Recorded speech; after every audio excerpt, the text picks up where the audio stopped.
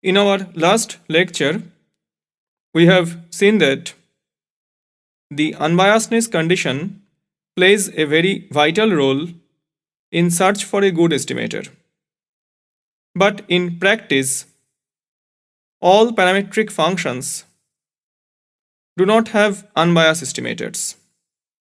The parametric functions which have at least one unbiased estimator are called estimable functions.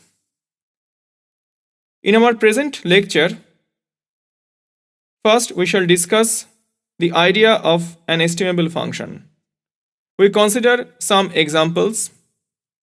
Then we shall discuss the idea of linear unbiased estimator, and we shall derive the based linear unbiased estimator under the assumption of the independence.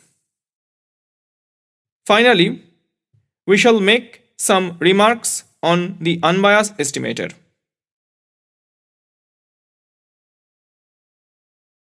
In this lecture, we shall consider some properties of point estimators.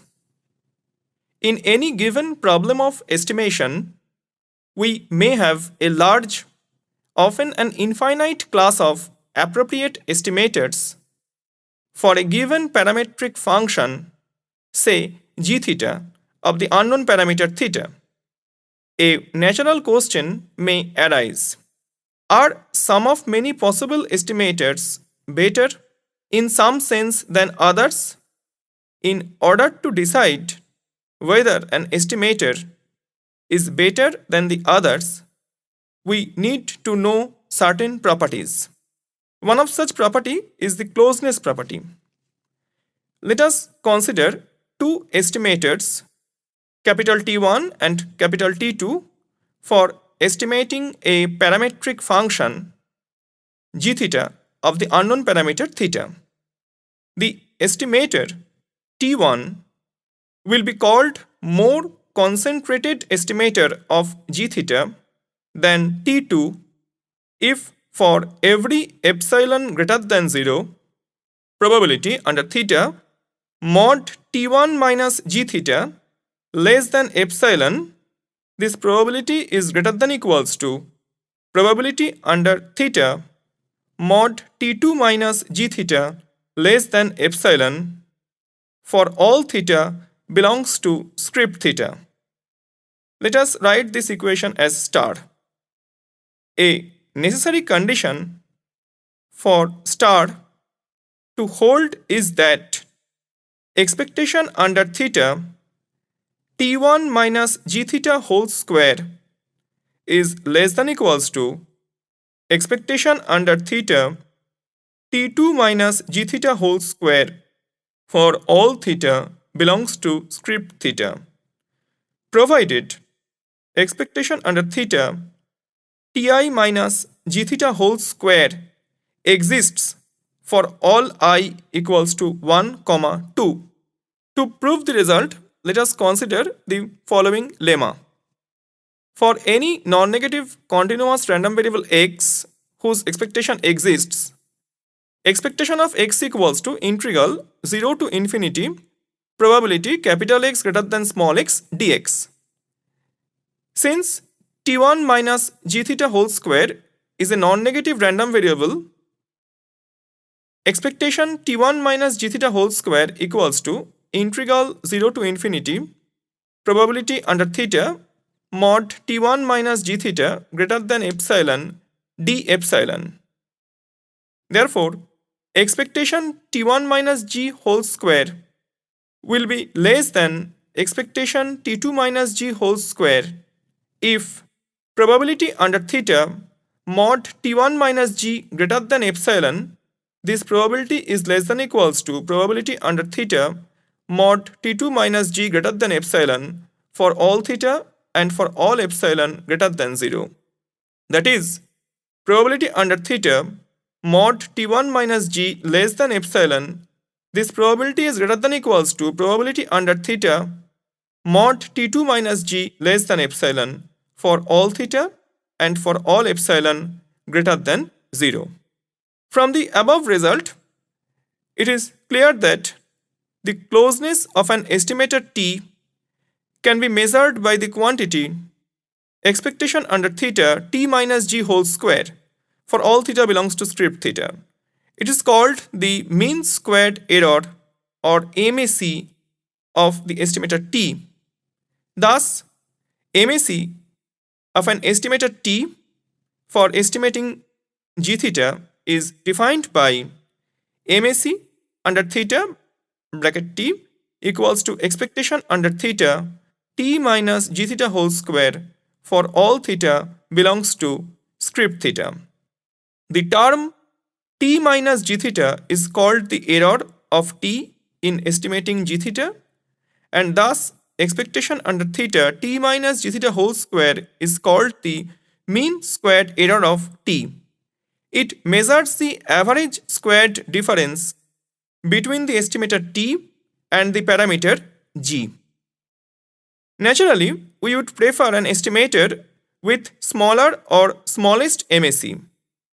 If such an estimator exists, it will be the best for the parameter g. An estimator t is said to be best for g if it has the smallest MAC among all estimators of g, that is, MAC of t under theta is less than MAC of t dash under theta for all theta belongs to script theta for any other estimator t dash of g. The problem is that no such best estimator will exist in this sense. Let, for a particular value of theta, say theta naught, t dash be defined as t dash equals to g theta naught for all small x belongs to script x, where script x is the sample space. Then MAC of t dash under theta naught is equals to 0. Since MAC of t under theta naught is less than equals to MAC of t dash under theta naught, it follows that MAC of t under theta naught is also equals to 0. Hence, t equal to g theta naught with probability 1.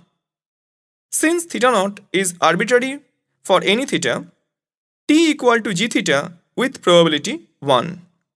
But t being a statistic, it cannot be a function of the unknown theta. Hence, such best estimator does not exist. Let x1, x2 up to xn be IID, normal random variables, each with mean theta and variance 1, where theta is unknown. Let us consider the following two estimators of theta. One is t equals to x bar and the other is t dash equals to theta naught, where theta naught is any specific value of theta. Now, MAC of t under theta is equals to 1 by n because x bar follows normal with mean theta and variance 1 by n, and MAC of t dash under theta is equals to theta naught minus theta whole square. Now, for values of theta belonging to the interval theta naught minus 1 by root n to theta naught plus 1 by root n, the MAC of the estimator t dash is less than the MAC of the estimator t. But for other values of theta, MAC of t dash is greater than MAC of t. Here, t dash is a freak estimator of theta, since it always estimates theta to be theta naught, and it does not depend on all observations. But t1 is a better estimator than t2 because it utilizes all the observations. From the above discussion, it is clear that if MAC is the only criterion in search for a good estimator, then there may be some freak estimators like t dash, which would perform better than a generally good estimator at some specific points. It is therefore necessary to eliminate such freak estimators in search for a good estimator. Now we define the unbiased estimator. An estimator T is said to be an unbiased estimator of g theta if expectation of t under theta is equals to g theta for all theta belongs to script theta. If t is not an unbiased estimator of g theta, then the bias of t is defined by b theta t equals to expectation of t under theta minus g theta for all theta belongs to script theta. We shall now show that the MAC of an estimator t can be decomposed into two parts. One is the variance of the estimator t and the other is the square of the bias of t. To prove the result, we see that MAC of t is equals to expectation under theta t minus g theta whole square. We can write this as expectation under theta t minus expectation of t plus expectation of t minus g theta whole square. Expanding the square term, we get expectation under theta t minus expectation of t whole square plus expectation of t minus g theta whole square plus 2 into expectation of t minus g theta into expectation of t minus expectation of t. The last term is equal to 0.